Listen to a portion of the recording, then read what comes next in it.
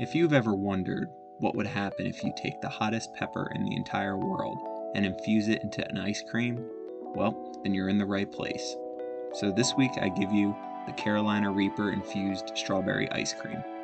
And being that I'm going to be working with the world's hottest pepper, at least currently, definitely calls for some protective measures. Now, I bought these peppers a long time ago for my brother, kind of as a gag gift or a joke, but these are definitely no joke. Even skin contact with these peppers can cause irritation, so as you can see, I'm being really careful in using gloves.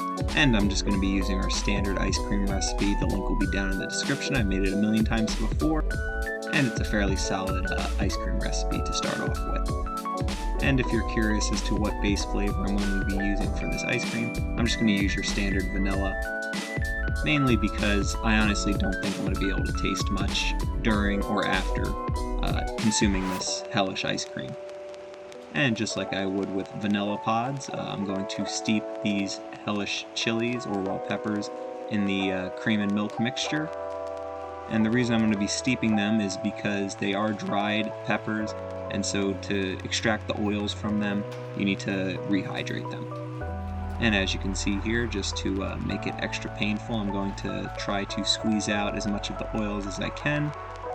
And if you're ever unlucky enough to find yourself working with these peppers, you must wear gloves because this stuff is no joke. Just by steeping these little spawns of Satan in this cream mixture was giving off enough fumes to actually irritate my breathing. And as you can see here, I actually removed one of my gloves because, well, I just like to live dangerously sometimes. And because I'm predicting this to be almost inedible, I'm just going to use vanilla extract to flavor this.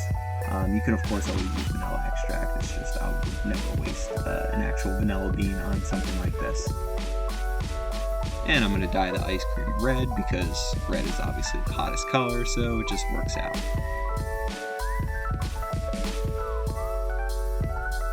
And now I'm going to very carefully pour this into the Tupperware container that I'm going to put in the fridge overnight, just so that the flavors really concentrate and, well, what am I kidding myself? There really are no flavors, just letting the heat really build up. And for the filling, I'm going to actually make a strawberry jam that's going to, I think, going to taste pretty good, but of course, then again, in this ice cream, I don't think much anything's going to taste good. So I'm going to take off the little green bits of the strawberry, and I'm going to just give them a nice quick dice.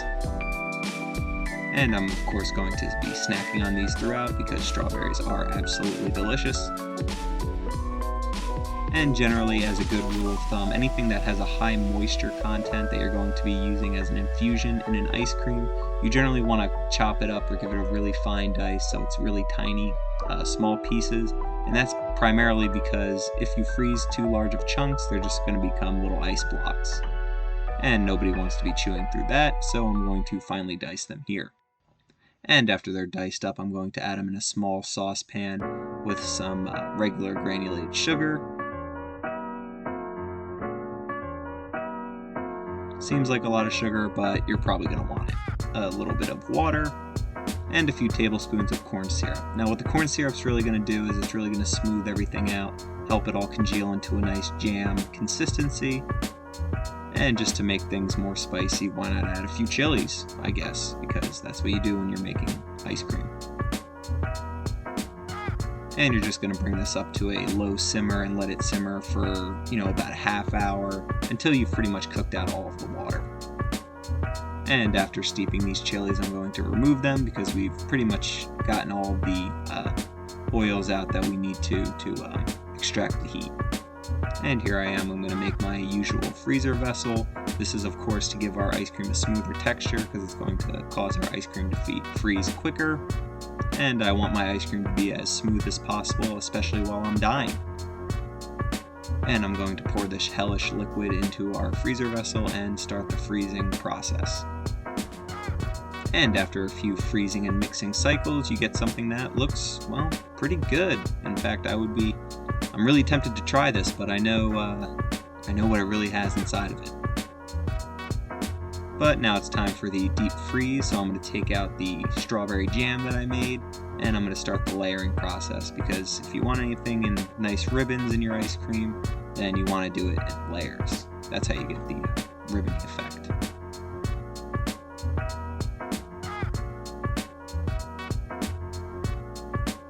So with the first layer being ice cream, I'm going to add a layer of strawberry, and then just put the rest of the ice cream on top.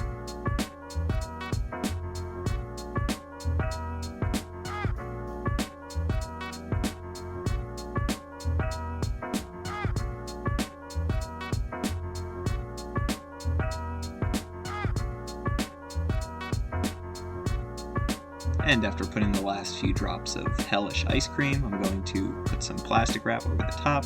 That way no skin forms, because again, I'm all about the texture here. And into the freezer it goes for the deep freeze. And a few hours later, you can see that it has frozen quite nicely into a nice ball of ice cream. So here I am just portioning this out. Again, I'm going to wear gloves because I really do not want this to actually get on my skin. And of course I'm going to add some red whipped cream, some crushed Takis on top, and a little Taki straw on the side. Which I don't even know why I added, because Takis just are too hot for me to begin with, but yeah, why not? And I do believe that there is now a special place in hell for me, because I've created this abomination. After trying it, it's way too hot, it's too spicy, but it is actually kind of an interesting experiment, because even though it's extremely hot and nearly inedible, you take that second bite and it almost completely wipes away most of the heat, but of course it then comes back with a vengeance. So if you guys like this video, please like, comment, and subscribe. Definitely looking forward to doing more crazy ice cream flavors, because, well, it seems to be like one of my specialties. So thanks guys, peace.